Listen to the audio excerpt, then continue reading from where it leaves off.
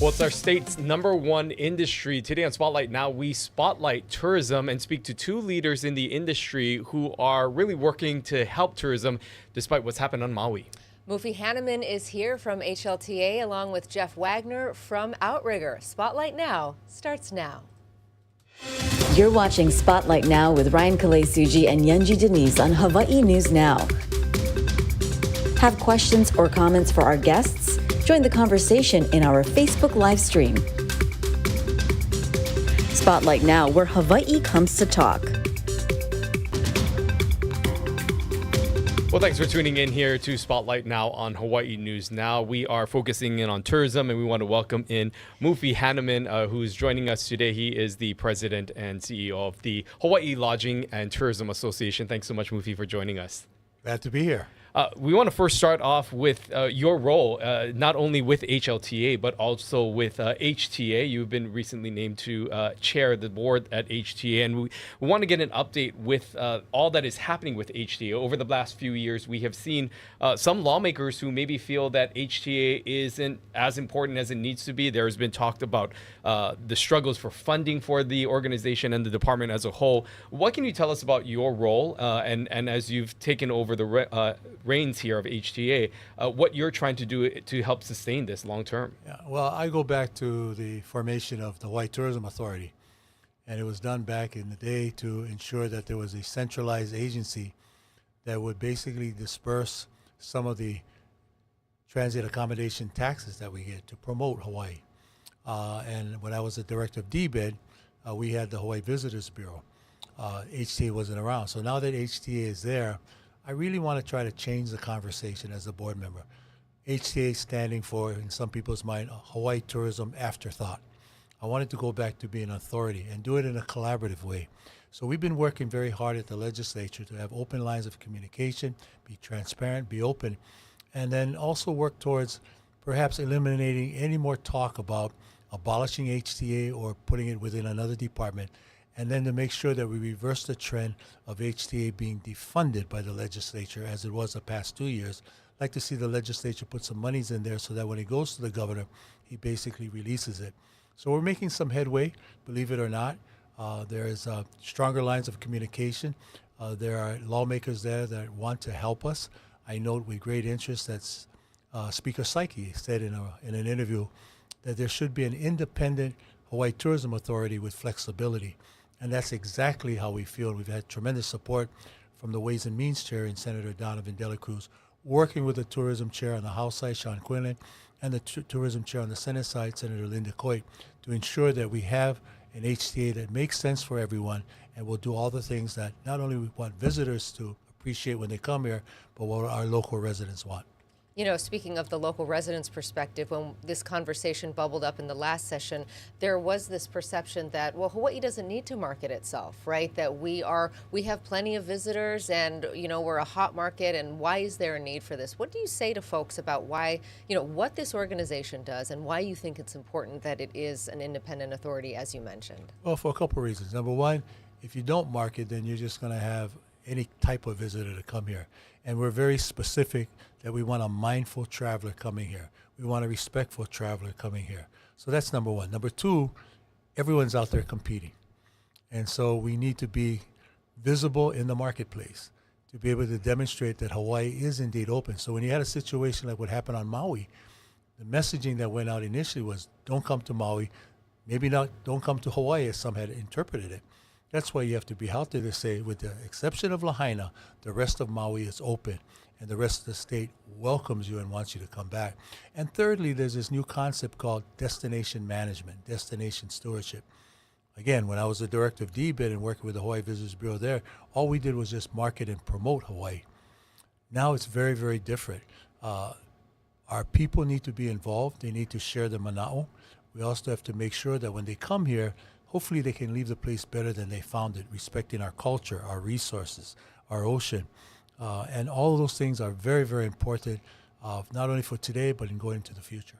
You mentioned the messaging that happened on Maui after the fires, and wanted to get your just an update on what we're seeing with the overall market. What are some of the numbers that we're seeing? We know that there's also been this Maukau Maui campaign that has been launched. How has that been perceived, and what are we seeing in terms of numbers with people returning back to the island? Well, Maui's going to continue to struggle. According to UHERO, they don't expect us getting back to 2022 numbers for Maui till 2028. So I'm a little more optimistic than that. I think we can make it sooner, especially if some of our campaigns go very well. You mentioned Makaukau. That's exactly what we needed to do, was to demonstrate that the local residents on Maui are ready to welcome you back, and they want to go back to work, and they want a sense of normalcy. So the numbers are down. If you look at January of 24 and January of 23, January of 24, we had about 75,000 visitors to Maui. That's about 25% off what it was in 2023. We also saw visitor spending down by another 20%. And then in terms of direct flights into Maui, that was also saw a reduction of 25%. So people are not staying as long, they're not staying in the hotels as much, and they're traveling in smaller numbers. But there are some hopeful signs out there. For example, the big meetings or convention market is doing very well. It's doubled what it was prior to the wildfires occurring. We also note there's a lot of independent travelers that are coming to Maui. So we really believe that our work is cut out for us, but we're hopeful that people will get the message that now is the time to come back to Maui so that we can reverse what has happened there. Over 8,000 people have lost their jobs there. So the unemployment rate also had skyrocketed. So all these things are going to take time, but we really believe that what we're putting out there with Makaukau, Hawaii Visitors Convention Bureau is also going to pivot their message soon. They've been doing a lot of Malama campaigns, which was, for that time was right, but it's going to be much more inviting now. They're going to invite people to come back and experience the magic of Maui as well as the rest of the state. And then we're also hoping that we'll see a bump in international travel. The governor has spent a lot of time going to Japan for the right reasons, because we need that market to come back. And while many of them may not go to Maui, it's good to have international market here, because the rest of the state has also suffered as a result of what's happened on Maui. One of the things that Maui has really brought to the forefront, we know that we had an affordable housing issue on that island in particular, but statewide really. And one of the things that's really brought to the forefront is this illegal vacation rental market. The governor's saying that he really wants to crack down on a statewide level, and also encouraging the counties to enforce existing legislation. Tell me a little bit about what you think of those efforts, and what you're hoping to see out of this session when it comes to cracking down on those illegal properties. Well, I think both Mayor Bisson and Governor Green have really worked with the legislative bodies to put out some major incentives for those that have short-term rentals. So when they talk about cracking down or issuing a moratorium, I really believe that that may be the thing to do if we don't get cooperation from them, because we cannot build housing overnight. So the quickest way to move people from hotels or into a much more permanent type of housing is to be able to have short-term rentals open up their rental units to the folks that need them. So I really feel that that's the way to go. I support what the governor is trying to do, and to get short-term rentals to try to cooperate with us. I think it's too easy an argument to say that many of them on the mainland, so they should do this otherwise. We understand they own their property, but now Maui's in a world of hurt. So if they can help in this short term as we try to get more permanent housing there, it would be very helpful all the way around. I can't say enough about my associates in the hotel industry, what they've done, from Outrigger and Jeff Wagner and his group to others there that have been housing not only their employees but also taking care of people on Maui, and also federal workers that have to be here. But there's a time and place now to move them off the property so that we can start welcoming visitors back to get those occupancy rates up. There are some local residents who are living on the island of Maui that are still concerned about, welcoming in people too soon. Recognizing, though, the impact that tourism has on the economy, there are still some who say that they don't really want them there yet. How do you counter that balance with those who are in opposition of maybe bringing back tourism to the levels that they were prior to what happened on Maui, but also finding ways to support this industry, knowing that it is the number one industry for the state? Well, I think that's the overarching argument. There's no other industry that comes close to replacing the number of jobs in the hospitality industry across the board. So I think that has to be a factor that we continue to impress upon those that don't want any tourism. Yes, we need to be sensitive to folks that are still clamoring for housing. That's a legitimate concern, or may have suffered some psychological trauma as a result of what has occurred. I say be patient, be sensitive to that. But overall, for the good of the economy, Maui is the most dependent county on tourism. And therefore, if tourism doesn't come back, there's no other place to help them. And they can't just rely on federal dollars to make them whole, or philanthropic contributions from nonprofit organizations and so forth. So we want to be sensitive, we want to be kind, but at the same time, we have to be practical and real. That the only way we can get some form of normalcy for all of Maui is to open up the economy. One thing that you mentioned was this shift in messaging, going from Malama tourism, if you will, or that Malama messaging to now Maukau. Why do you think that that's an important shift? Why is that appropriate now? Do you feel like the message of take care of the place that you're visiting has resonated and has been effective? It's been 2 years now. Do you think that it's gone through? Yeah, well, I wearing my hat as the head of Hawaii Lodging Tourism Association, as the chairman of the Hawaii Tourism Authority, I'm always in constant contact with folks that are in the business of promoting travel to Hawaii. And they're saying that out there, there's still some feeling of indecisiveness about traveling to Maui or traveling to the state at this time. So I felt that we needed to pivot that message of basically trying to tell people how we want them to behave when they come here, to the fact that we're open and we want you to come back, and have that come out of the mouths of those who are being directly affected. That's why that Makau campaign has residents and workers in different parts of the industry, all ethnic groups, all ages, all saying that they welcome them back, and this is the time to return. So I really believe that we are moving in a right direction, and that will help generate more respectful travel to Maui and help them when they need it most. Again, we're continuing on in this conversation with Movie Hanneman. We, of course, want to encourage all of you who are watching to enter your questions into the comment section of our Facebook page at Hawaii News Now, or you can scan this QR code that you see in your corner. Movie, as we continue on in this conversation, I'm wondering if you can just give us an update of what we're seeing, broad strokes throughout the state as a whole. Where are we seeing the most visitors coming from? What are we seeing with maybe the return of the Japanese market as some, that was slow to come back after the pandemic? But what are we seeing in terms of numbers and volume from these different destinations? Well, our base market, 80% of our market is still the West Coast market, is the United States market. So that's very important. So we're doing and trying our best to ensure that they come here. So Oahu and Kauai, their numbers have been decent, not robust as it's been in the past, 80 to 90%. Where we're hurting the most now is Maui and Kauai. That's where we need the help. Maui and Hawaii Island, I should say, is where we need help in that regard. So we'll continue to promote our base market, which is the West Coast market. I said earlier that Hawaii Visitors Convention Bureau is about to do a pivot shift on that. In terms of our international market, it's nowhere near what it used to be. 1.5, a high in 2019 for Japanese visitors here. We're hoping to get to 1 million before the end of the year. And that's about double what we had last year. And there's a lot of effort going into Japan to bring the visitors here.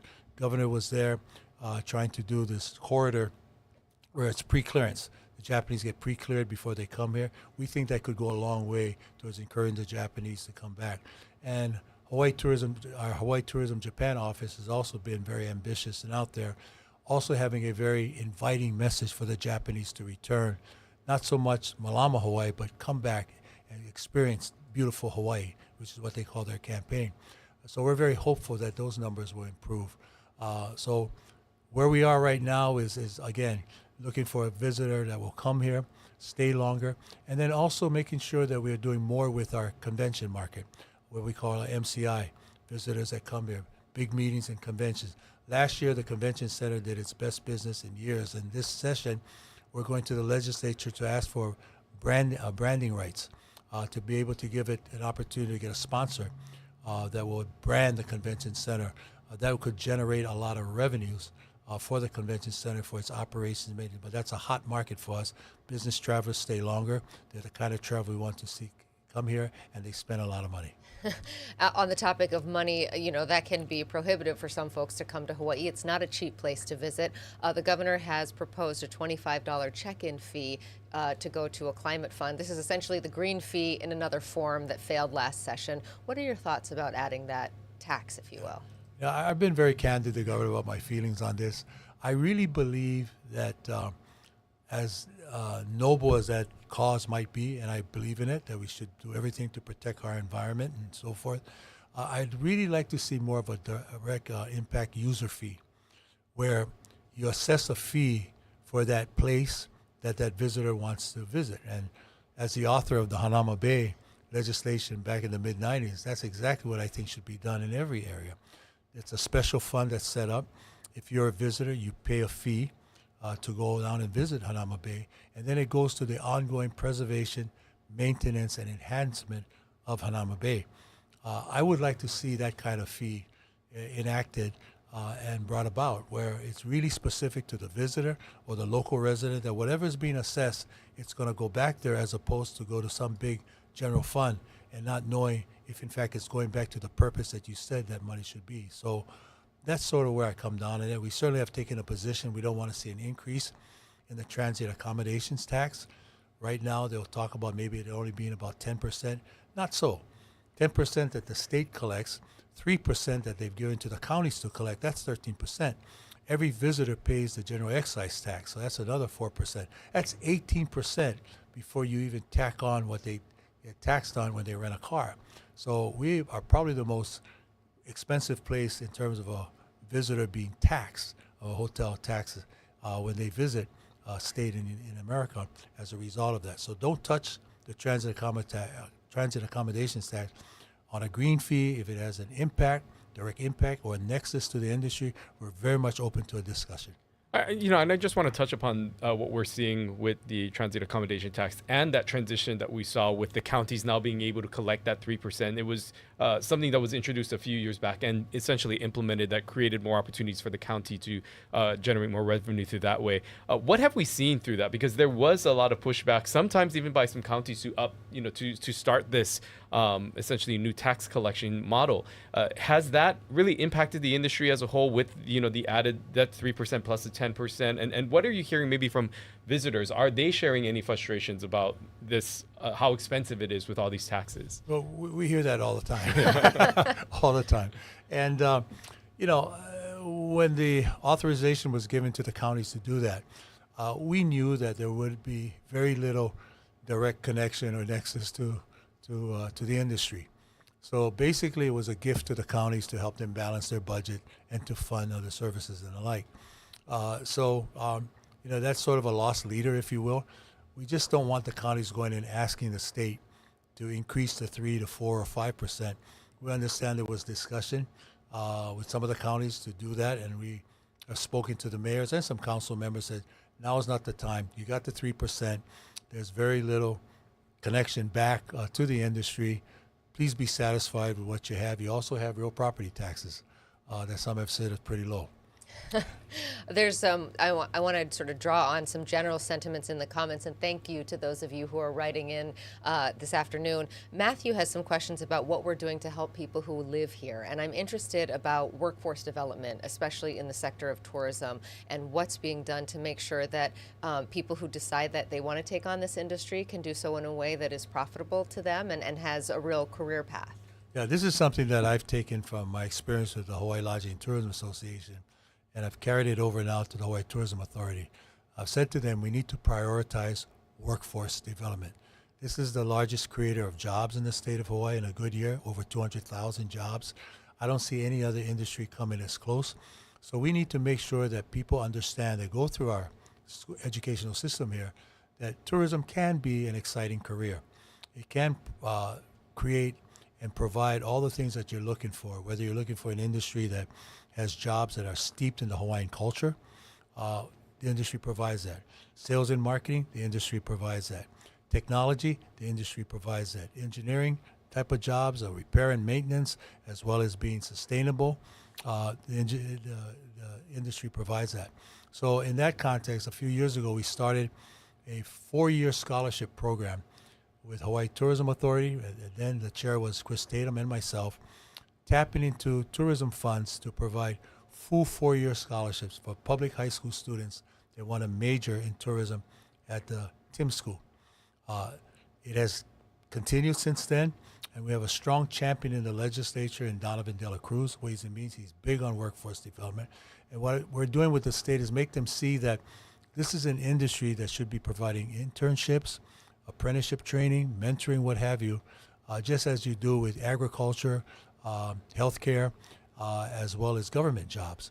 So that conversation has not only taken place, but it's starting to shift. So we've got a great partnership now with Department of Education, Department of Labor, the legislature, the state administration, to ensure that we are providing more internships out there, paid internships for young people to be able to work at several places and so forth. We're doing that too by demonstrating if the state's not going to put the money in, we're going to do it ourselves. We partnered with the Council of Native Hawaiian Advancement last year to do a pilot project where for the first time, high school interns were paid, not by the employer themselves, but through a fund that we created to enable them to come in and get the hands-on training, as well as basically pursue their desire and their dreams, that this is a job that they want to go into. So I'm very sanguine, I'm very optimistic that we're going to make some headway there, that people will look at the visitor industry as a different kind of career, or a career that they would want to gravitate to, or going back to what they thought it used to be. You know, we are somewhat in the midst or at the tail end of the spring break season, oftentimes a time for travelers to venture off to other areas and destinations like Hawaii. What did we see in this past spring break travel and this spring travel for Hawaii? Are we seeing an increase? What are the numbers looking like overall with this past season? Yeah, we didn't do as well. We were about the 70 percentile range. Obviously, we want to be 80% and above. You know, and you know, that just occurred. But I think we're looking at it in terms of whatever we get at this point in time, that's fine. But we're recognizing that because of so many things that have happened, especially what happened on Maui, has slowed things down. International travel, we talked about why that hasn't come back. So we're hoping that as we go into the summer, we might get a little more of a boost with some of these major advertising promotion campaigns that we're coming up with. I mentioned with the Hawaii Visitors Convention Bureau, what we're doing in Japan, and the Makau campaign, they can start turning that around. What do you think about the tourist experience in Waikiki? For a long time, we've been talking about the visitor safety in Waikiki and the perceived lack of safety. You know, they made a big push to increase safety by making a zone where people who are prosecuted under, if they commit certain crimes, then they make it basically a zone where they can't come back. And Steve Alm has been on this program talking about doing that. Has that been effective? Are you seeing, what are you looking at when you see crime in Waikiki, and how safe it is for people to come and visit? I think the prosecutor Steve Alm and Mayor Blangiardi, they've been very responsive, and the Honolulu Police Department, to what we, the stakeholders in Waikiki, are very concerned about. You can do all the marketing in the world, you can entice people to come here, but if they don't feel that it's a safe place, they will not come. So this is something that is very paramount in our minds, and we think we are making headway. Obviously, there's more that we can do, so we're engaging the community, the employees of Waikiki, the residents, that we need to be more of eyes and ears of the police department. And the Weed and Seed program that we've initiated in Waikiki is also working very well.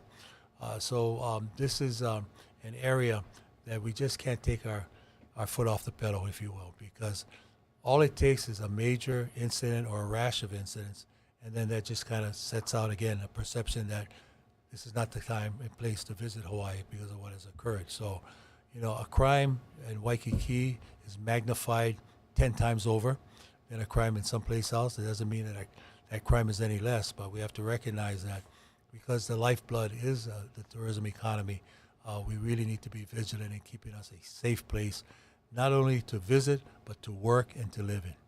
One of the other things that we also saw with the messaging coming out from tourism officials as well as organizations was a direct stem from maybe what a lot of residents were calling for, and that is more of a more respectful tourist and visitor to the island. So a lot of informational videos have been promoted and as ways to educate tourists about what and how to act when they're here on the islands.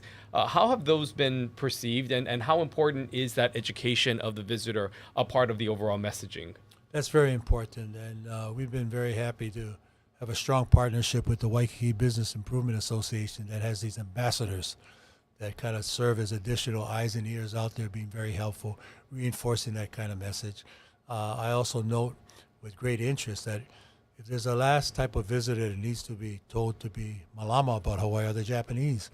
Yet HIS Hawaii is partnering with Hawaii Tourism Japan, our contractor for marketing tourism Japan. They're going to do a new cultural educational series of walkthroughs in Waikiki, focusing on music, focusing on culture, focusing on the ocean. So that's a welcome addition. So I think we are always very open and receptive to anything that we can do, both as an industry, individual companies, as residents, to ensuring that when people come here, they really get it, how sacred this place is, and how much we want to make sure that what we enjoy today can be preserved generations into the future. That's why regenerative tourism is so important.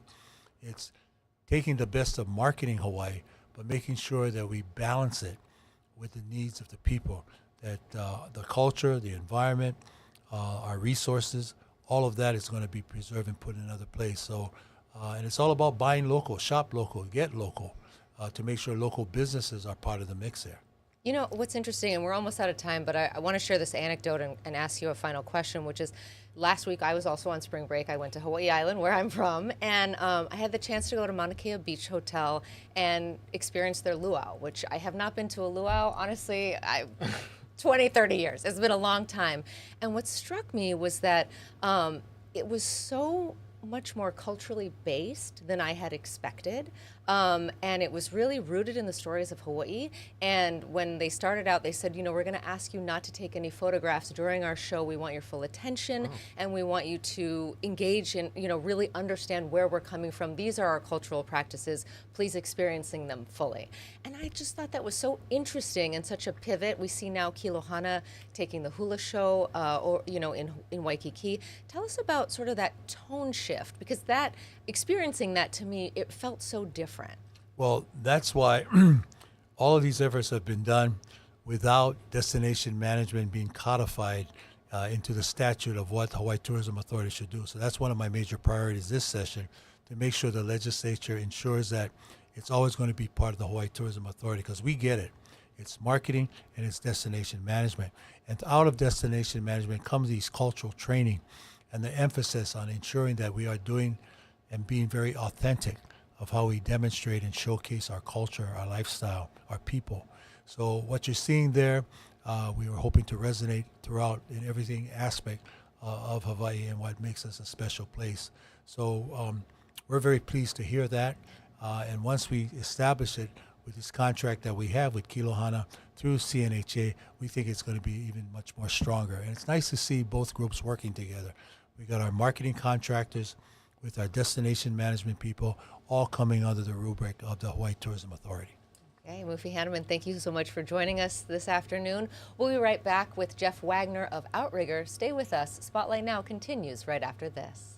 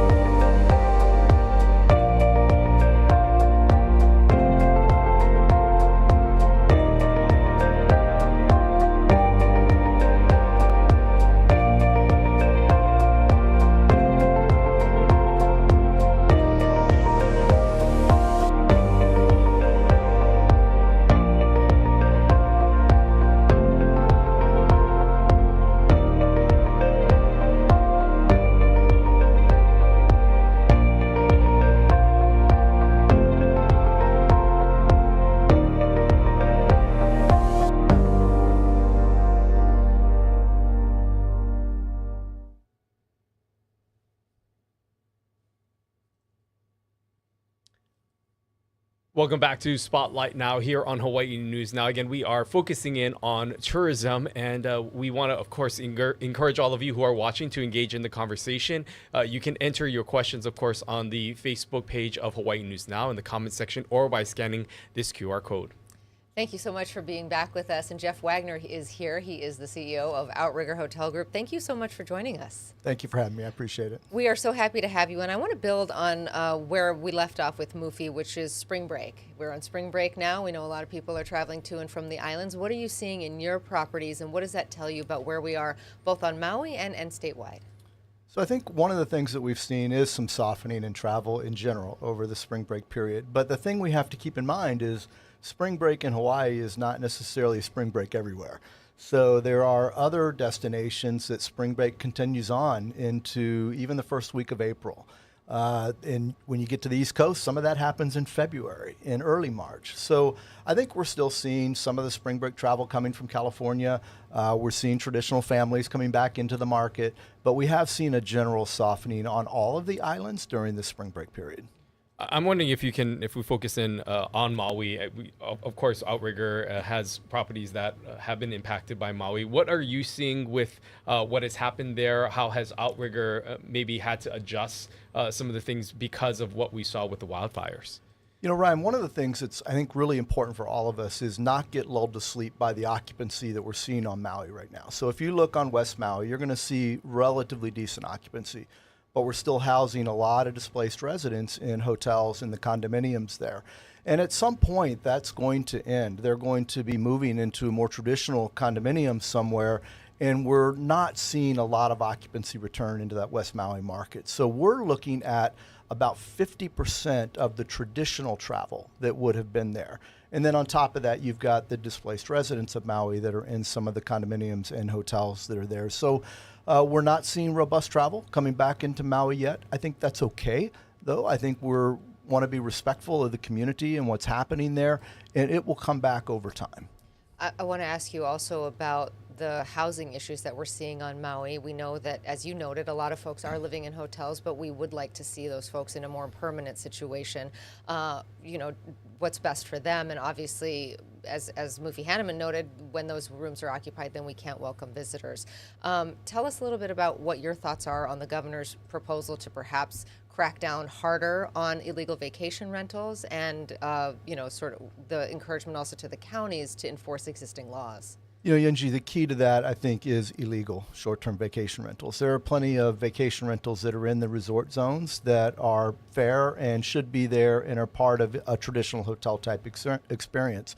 When you look at what's happened now across the state with illegal short-term vacation rentals, there's word out there that it might be 60,000. If you divide that by 500, you've got 120 additional hotels that might be out there in essence. So it's a massive number that is populated that could be housing for our residents in each one of our communities. And it's not just Maui. When you look at the Big Island or even on Oahu, we've got housing issues or affordable housing issues everywhere. It's something that we need to tackle, and I think that each one of the mayors and Governor Green are doing a great job to be able to address it. Well, one of the things that we also asked Mufi about that I want to get your thoughts on is something that the governor has proposed is his green fee. Of course, this variation, as Yanji was explaining, is now looking more like a $25 resort check-in fee. Obviously, we probably know the answer from what you would want, how you want to respond to this, but what are your thoughts on any sort of this $25 fee or any sort of resort fee or a green fee that will go towards a specialty fund? I think Mufi was right in the way he addressed this. You know, we look at this as an impact fee, and we think that any of these destinations, whether it's a park or a trail or somewhere like Hanauma Bay, we ought to make sure those areas are protected and dealt with appropriately. So we think an impact fee for that particular location is what's important. When you think about the $25 fee, it really singles out hotels and resorts. When you think about the number I just told you, let's say even 30 or 40,000 short-term vacation rentals that might be illegal and someone's staying there, they're not paying the $25 fee. They're not paying the TAT, and that's not appropriate. And so when you think about trying to throttle down the tourism into Hawaii in general, the longer you keep those short-term vacation rentals out there that are illegal, the more there's availability for people to continue to come. When you look over time of what's happened with short-term vacation rentals and hotels, there have not been a lot of new hotels, but there's 10, and they're not running any higher occupancy today than they did 10 years ago. So where are they staying? They're all coming. So the additional 8 million to 10 million visitors, they're in short-term vacation rentals. And there's one way to stop all of that additional tourism as well, is by making sure that that's not available as a traditional hotel room. You know, when you put it like that, the idea that we have 120 hotels in our community that we didn't authorize, we didn't permit, we certainly don't want, you know, it really changes the sort of the thinking around that. What are you hearing from others in your industry? Do you feel like there is enough enforcement? Because this is not an unknown problem. We've known this has been going on for some time. Maui brought it to the forefront, but we have laws to deal with this already. We do, and there's some new bills in the legislature right now that I think are going to be very effective. So there's a state bill that's being discussed right now that would give the counties some authority to be able to do the enforcement that they need to do. This bill, to some degree, pieces of it were modeled off of what they did in New York City. And New York City was able to tap down their illegal short-term vacation rentals by 83% with that bill. So I think that the governor and the mayors and the legislature right now are very active. There's several bills being looked at. And I think we'll get something out of this session that's going to be really meaningful to the state. Well, one of the transitions that we did see with some of these short-term rentals were the zones in which people are allowed to participate in that sort of rentals in these tourist zones, so to speak, especially here on the island of Oahu. As we talk about some of these tourist zones to really prohibit tourists from venturing off into more of our neighborhood communities, what type of investments need to be made into these tourist zones to ensure that these are areas that not only will attract the tourists, but will keep them there and keep them satisfied and maybe not venture off into the neighborhoods that have caused conflict in the past? You know, it's a great question, Ryan. And one of the things that you just addressed with Mufi was safety and security in those areas. Really important that those areas are safe. But another element of that is the beaches, and that we have really, you know, the world's best beaches. Waikiki and Kaanapali beaches are literally some of or two of the best in the world. And it's important that we restore those beaches, that they're the beaches where people want to stay. Think about Waikiki in general. If there's no beach, then they're going to Lanikai, they're going to Kailua. And that's not the intent of tourism, is to have them all over the islands. It's to keep them in the resort districts. And so I think that's one of the important elements that we ought to tackle very quickly. I know it's not out there today in the session that we're talking through, but I think we all need to get on the radar, the restoration of Waikiki Beach and Kaanapali Beach immediately. And when people hear you say that, they might think, well, didn't we just do Waikiki? What do you say to that? Sure, we did a part. We did a growing, which we put at Royal Hawaiian, right outside the Royal Hawaiian Hotel. And then the beach was restored from that growing towards Diamond Head. Now, the other way, when you go towards Ewa direction, the beach was not restored. So that's the next phase of what needs to get tackled. There's actually a project that is being socialized right now that would take care of that. And it's going to take a lot of dialogue. There's going to be a lot of discussion. There's going to be people opposed and people for. And it's important that we get that on the radar right now. It's going to take time, and we need it to ensure that we've got a great beach in Waikiki. And I want to just get your thoughts of what you're seeing with, especially with Waikiki, as Outrigger has, I believe, 2 beachfront properties with the Reef and as well as the Outrigger Beach Hotel. What have you seen in terms of just the sand access and just the overall change in that landscape over the last few years? And how do you as an organization and as a company try to counter that? You know, there's a discussion out there about sea level rise all the time, which is important that we're ready and that we're dealing with that. But this is about the beach eroding. During a storm, you're going to have beach erosion. And we all know Waikiki is a man-made beach. This beach was made many, many years ago. You know, Duke surfing there, all the historical elements of what happened in Waikiki over time all happened on a man-made beach. And anytime you have a beach like that or anything that's man-made, it's going to take maintenance. And I think we've just got to get into a maintenance program with the beach. As you get closer or to the other side, the Ewa side of that Royal Hawaiian growing, the beach has eroded. Sea level rise has only gone up a couple inches. So that's not what's creating the issue. It's that we're not maintaining the beach the way we need to. Do you see that as an investment from the state? Is that going to be the Waikiki Improvement District? Is it going to be organizations like yours? I would guess all of the above. It can't be cheap to do something like that.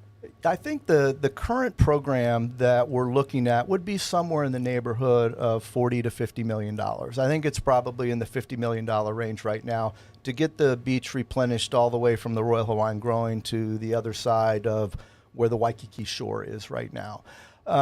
It would be a combination of everybody, I believe. But when you think about that in the context of the TAT collection, we're going to collect somewhere in the ballpark of $1 million in the state this year in TAT. I think you mean $1 billion. $1 billion, excuse me.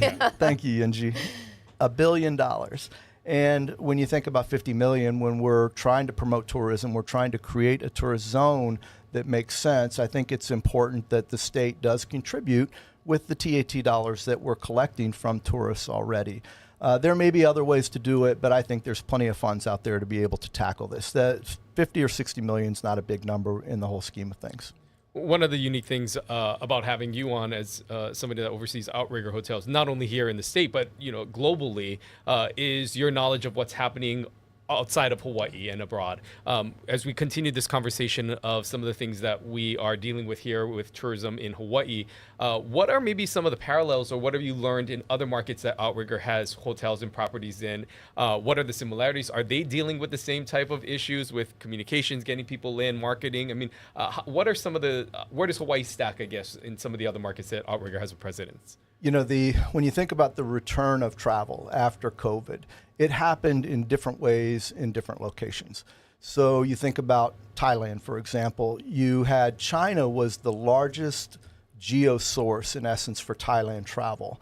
And that was not coming back because China was not traveling. It ended up being Russia, ended up being the big traveler into Thailand. In the Maldives, China was the biggest traveler into the Maldives. That didn't happen as well. So it ended up being India and Russia coming into the Maldives to create the occupancy in that market. And then to me, when you look at what's happened with Japan, we all thought Japan would come roaring back, pent up demand, all coming back quickly, and it didn't. And it didn't for a lot of reasons. One is there was subsidies in the market to travel domestically. There's also an exchange rate issue that is still out there today that I think is tapping down some of the travel. And I think what I caution people of right now, too, is that China rebound of travel could look very similar to what's happening in Japan because there was a lot of demand for local travel, and there was a lot of push to travel locally in China. And so it's going to take some time for that to come back into the rest of the market. So the point in all of that, I think, is we're still dealing with the pandemic dynamics of the return of travel, who's open, when they opened, and how much availability there really is across the globe for resort demand or hotel demand. I would think that a large part of that conversation also needs to be marketing. Tell me a little bit about your thoughts about HTA. Mufi here is saying today that he doesn't think that it should be folded into the responsibilities of DBED. We saw the governor last session throw a lifeline to that agency. There's a sense that that might not happen again. So for those who say Hawaii doesn't need to market itself, we sell ourselves just by being Hawaii. Why do you think that organization is necessary or not? Well, when you look at what happens for travel coming into Hawaii, and this is some of the inner workings of what we do in our industry, it's not just everybody comes to our website and they book a hotel room. There are wholesalers out there who book a significant amount of business, and those wholesalers are people like Costco or Pleasant Travel or Apple Leisure Group or JTB or HIS. And all of those groups need to be marketed too. When you think of it, they have a choice of who they want to push and where they want business to go. And they're going to put that with who markets to them, who gives them a sense of they're wanted. And so Costco or Pleasant Holidays or Apple Leisure Group can say, we're going to push to Mexico, or we're going to push to the Caribbean this year because they want our business.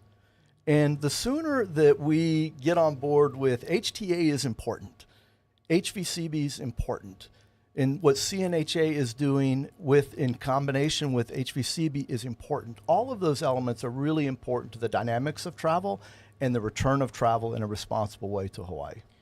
As we were talking about some of the investments in some of the tourist zones that we find, like Waikiki, one of the things is also just trying to enhance the visitor experience to keep them there. Outrigger made headlines a few months back announcing the first Cirque du Soleil to come to Hawaii. What can you tell us about where things stand? Because there was a lot of buzz and a lot of excitement about that. Any insights or updates you can provide on that? It's exciting, Ryan. We are looking at mid-December for the show to actually open. We're on track with everything that we're doing. We're building out the showroom right now. I was in the room the other day, and we're building out the stadium seating. It'll be about 790 plus seats. We're going to announce in the middle of May tickets going on sale, as well as the name of the show. So we're excited about that. We've done casting. Cirque has done casting a couple different times. What's important about this show, it's funny, someone asked me, how many days are they going to be here, Jeff? And the reality is it's a multi-year show. This is run by Cirque. It's managed by Cirque day in and day out. They're creating the content for the show. It's going to have the beauty of Hawaii. Aaron Salah was hired directly by Cirque to help, to ensure that we really were careful that we had the beauty of Hawaii, that culturally we made sure that it was relevant, that it made sense, and that it looked and felt like Hawaii. So we're excited about it. The casting went unbelievable. They found some people that they thought had incredible charisma. It was hula, it was musicians. There will probably be 40 different performers in the show. And of those 40, we think 20 will end up being from Hawaii, and 20 will probably be the traditional acrobats that Cirque has within their group today. That's really exciting, and that's the kind of thing that someone might incorporate in their vacation planning. Like, I want to go to Hawaii because, in part, I want to see this show. Talk a little bit about the change. You talked about the change in traveler, that more Russians going to Thailand or going to the Maldives. But talk about the expectations of travelers post-COVID and what you're seeing in the demands there. Well, there's this new phenomena out there right now that I think Taylor Swift created called entertainment travel. And there's a group out there that aggregates occupancy and average rate for every single hotel in the U.S. as well as the globe. And so they're now reporting what is happening in every city that Taylor Swift performs in. And it's really not a Taylor Swift thing. It's happening with others. For example, Pink is in Australia right now. I was in Australia last week, and they were talking about it all week and what that was doing for the economy. And that's going to continue to happen. Honestly, as a little segue, that's kind of an HTA and a HVCB role, a little bit of how do we create that kind of entertainment travel here? We may not get Taylor to come here, but we can get Bruno to come here. It is a new phenomena. People are really reacting to that. So when you think about Cirque du Soleil for us, this wasn't a Outrigger opportunity. This really was for the community. It was for our residents, and it was for all the hotels and the tourists that are coming into Hawaii to be able to experience world-class entertainment. So we're really excited to bring it here. I can't wait for December and the grand opening. Yeah, looking forward to that as well. When we look at just coming back home to the state and what we're seeing on some of the neighbor islands, of course, we know Oahu, obviously a popular destination, but what are you seeing with some of the neighbor island travel? Because Outrigger has a footprint on all of the islands. What are we seeing on some of the neighbor islands in terms of traffic and visitors that are venturing outside of the island of Oahu? One of the things, I've been here 6 years now in Hawaii, and prior to coming here, as much as I would have loved to have said I knew everything about Hawaii, you really don't know the geography. And when you think back to the volcano here, there was one news outlet that said it was on, because it was the Big Island, they said it was Oahu. And so from a geography perspective, I don't know that everybody really understands what happened in Maui, where Lahaina is, and what that does to tourism in general. We're seeing slowness in travel in March and April across all of the islands right now.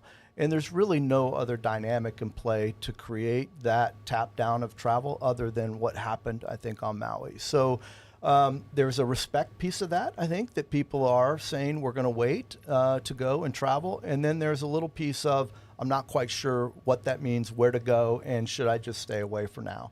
So I think we're seeing probably 10 points of occupancy down to where we should have been during this period of time, but it'll rebound. The other thing be a little cautious with this summer is RimPack's going to be in the market. And RimPack brings tens of thousands of rooms into the market, so you're going to have an inflated occupancy over the summer across all of Waikiki and the Oahu market that won't traditionally be there every year. So I think we'll have to see what that trend looks like and how that affects the go-forward occupancy of the state. How do we, manage that messaging and make sure that we invite the right type of visitor back to Maui and to our state overall? Because we do know that, I believe, Mufi was just on here and he said that Maui is the most tourism-dependent island of all of the islands, that we don't really, that there is no other industry that can take its place in the same way. So how do we invite people back in the right way? What is the messaging that you think needs to happen, and who does it need to come from? Well, first, it's important that we are marketing and that we do have a message. And one of the things that occurred during all of this from a respect perspective is the hotel companies, Hawaii Tourism Authority, everybody backed off on any advertising. The last thing we wanted to do is be pushing occupancy into Maui or in general if, we needed time to figure out how we were going to get people housed and what was going to happen in the market. So, from my standpoint, I think that we need to message responsible tourism, but we need to have tourists back. It's important when you look at the number of people still out of work on Maui. There's somewhere in the ballpark, I understand, of about 4,000 people still out of work. There was a peak of 8,000 to 9,000. A lot of those are food and beverage workers today. If we have occupancy decreased because we have residents go into other accommodations and you have occupancy go down, you're going to have another issue with occupancy in hotels and being able to keep people working. So it's important that we get travel back in a respectful way, in a responsible way to Maui and to the other islands. We are wrapping up here and we're almost out of time, but I did just want to ask, as a sports commentator who's frequently at UH games, you're there all the time. Big UH fan. Is there any team that you prefer? I mean, I feel like you're at every UH game, but obviously Outrigger, a big supporter of athletics. You're always there. What do you enjoy and what, your thoughts on athletics in Hawaii? Yeah, thanks for asking that, Ryan. I love UH and what they're doing. And when you think about the coaches at UH, when you think about, Rich Hill and what he's doing with the baseball team, they're 15-7. They've lost 7 games. 4 of those games were to an ACC powerhouse, and 2 of those games were to the team that won the national championship 2 years ago in Ole Miss. They're playing incredibly well. Coach Gannat, basketball. I mean, he's one of the most super guys on the planet from a coaching perspective. I just Charlie Wade and what he has to do right now. He's got a unique situation that he's dealing with having lost their star player, and he's got a bunch of young, Tread Rosenthal and Louie and these other individuals that are young. They're freshmen, and they need our support. So I think my message is I want us and my company and anybody out there to support UH athletics. It's so important to being able to recruit the right kids into the market too. If the community's supporting and we're there with them, it helps the coaches recruit as well to be able to get great players to be a part of our community. You were not kidding. We have a super fan in the house. Yeah. Spotlight Now Sports Edition. Yeah. We'll bring you back when we talk a little deeper on sports as well. Oh, Jeff Wagner, so good to see you. Thank you so much. Just a final thought briefly before you let you go about tourism and the trajectory for Hawaii. Well, Hawaii is a fabulous destination, and I think that the way I look at our tourism here is we want everybody to be respectful and responsible when they come here, but we want tourism. Our industry, we're so focused on doing it right and making sure that we're respectful and that we do whatever is right for the residents of Hawaii as well. So I love our industry. I love the passion we all have today, and I think we all need to come together and create, a great environment for tourism as we continue to move forward. Okay, great to see you. Thanks for all that you've shared today. Spotlight Now, we'll be right back. Stay with us. Spotlight Now with Yunji Denise and Ryan Kalei-Suji. Connecting you with newsmakers from throughout our islands. Going in depth with Hawaii's leaders and taking your questions live. Spotlight Now, where Hawaii comes to talk. Well, great to hear from two of our guests, Mufi Hanneman as well as Jeff Wagner, as we really focus in on tourism. We heard an update about what we're seeing in this current environment right now. Numbers seem to be a little low in this spring season, but you hear the optimism and the real need and push by both of them about the need for the Hawaii Tourism Authority. Yeah, importance on the messaging, making sure that the right kind of visitor comes here, and the changing tone.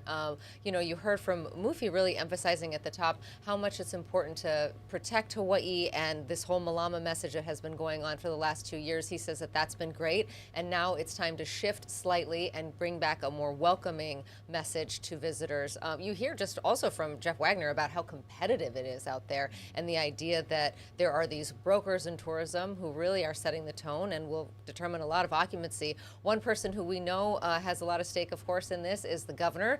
His reaction, we'll ask him next week when he's on about this resort fee and whether or not that's actually going to go through. Yeah, we know that this is something that the governor has been trying to push. It looked like it was the green fee, of course, last session. That did not ultimately go through. So now there is this new proposal of this check-in fee.